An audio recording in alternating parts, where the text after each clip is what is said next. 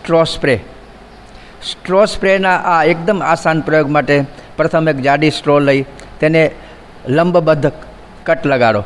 નાના છેડાને પાણીમાં ડૂબાડી બીજા છેડાથી ફૂંકશો તો પાણીનો ફુવારો બહાર નીકળશે. એકદમ બારીક પાણીનો સ્પ્રે થશે.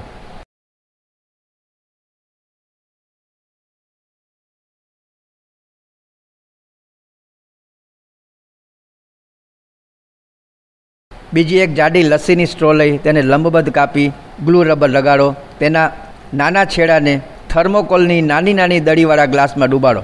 બીજા છેડેથી ફૂંકતા થર્મોકોલની દડીઓ સ્પ્રેની માફક ફુવારો થઈને ઉડશે. છે ને જોવા જેવો નજારો.